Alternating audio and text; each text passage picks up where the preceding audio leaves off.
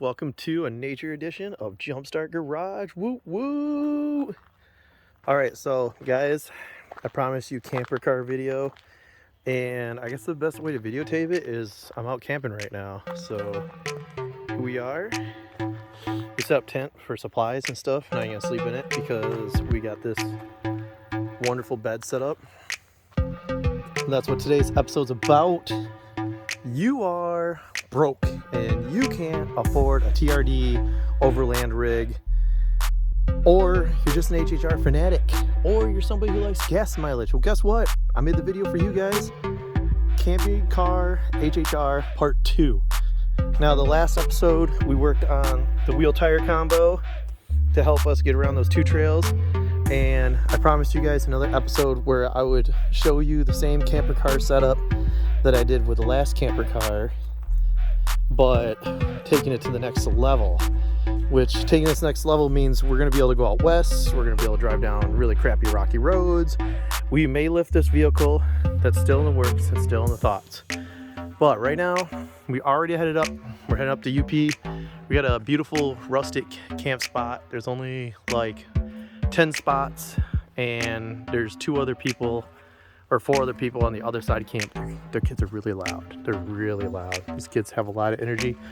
But we're out by a river, so I'm gonna snap some video of that. But you guys asked me what to show you in this car, and we're gonna go over it.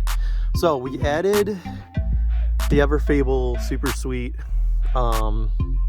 roof rack basket, which we bought off eBay for, I think it was like 120-ish range, and it did not fit together well. We just went through and we welded these together instead of trying to make these pins work and nuts. They were just really horrible. The brackets didn't work, so what I did was I took apart a set of extra kayak racks that I had and just used the kayak rack upper plate, and I used the lower plate bendy, and I put there's a bunch of wood on here because I just hijacked a bunch of wood from the other campgrounds. I'm a horrible person. In my kayak setup, I have 2 foldable racks, as we saw in the A86 video. And if you are in the HHR group, go back and watch the A86 video. I'll cover this really quick. But anyways, we got our spare, and I'm using just a really large snow tire for my spare because I do not want to buy an extra set of these yet. Also, I'm able to rack up 1 kayak. I can do 2, but I have to put the spare down here. And what I have right now is you have a spare. I still have a kayak to go kayaking. I could squeeze 2 in here if I put a huge lifter on here. If I do a longer bolt and I space this up and bring up the height of this, I can squeeze kayaks in and a spare. But this is working out perfectly. Plus, the way it's mounted, aerodynamics are great. I only lost 0.2 miles to the gallon with a kayak on top of my roof. Very impressive. You want to go camping, but you want to go on a road trip, maybe 2 days out of the drive or a day out of your drive. You don't even want to stop at a campground. This is what we designed this car for. This bed and all our gear is still in here. Now, we're traveling light for only a day trip, so as you can see, this backpack's really empty. Actually, stuff's been taken out and put in there. Mine's still pretty full, but you can fit up to 2 backpacks vertically, horizontally 1, and we're using Sin brand. They actually work really nice. These straps work really nice. This one has a strap that goes through here. This is just self-tapping screw strap. I used to have 4 of them. I'm only using 2 now. We're trying different engineering. Now, here we go. So these could be easily bought for $4 on eBay, a few bucks. Just put them in here, and you can utilize the space with a net. And we fit up to 3 backpacks per side. So what this does is, if you're on a road trip and you do not want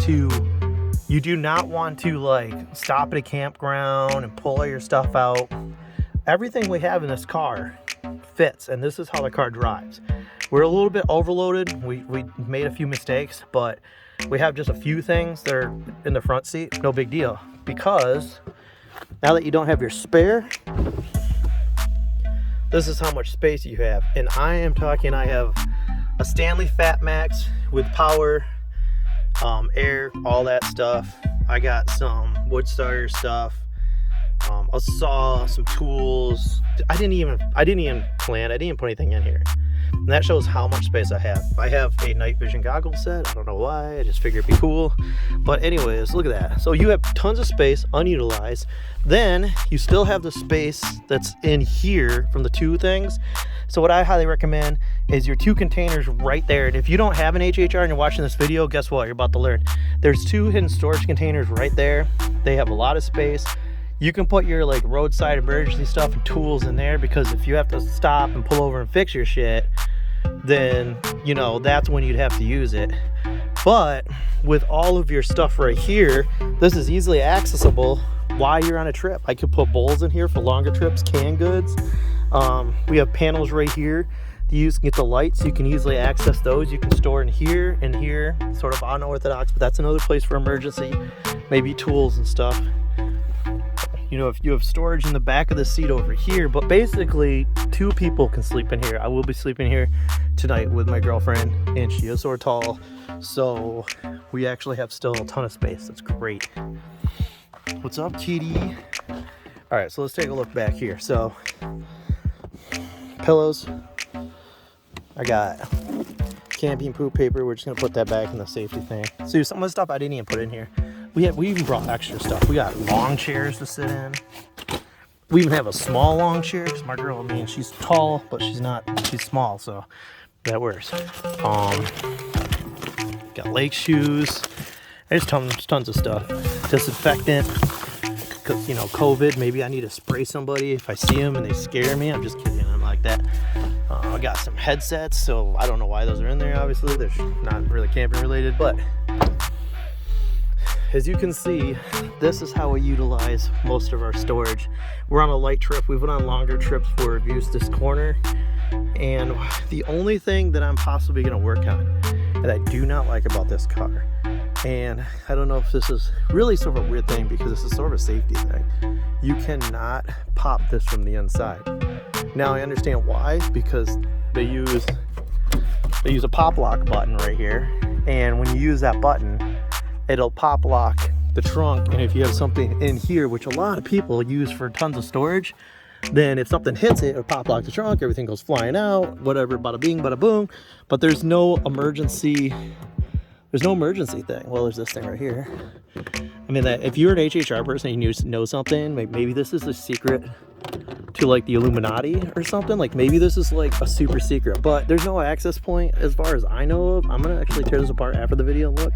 So what I'm gonna do is I'm gonna take that switch, I'm gonna make a strap here so I can pull this down when I need, and I'm gonna do a pop lock inside of here, and it's gonna be right here. So it's gonna be reversed. So instead of you grab it that way, do you see what I'm saying? So you bring your hand in, you grab that way. So unless something's actually hooking back here, I'll have reverse entry.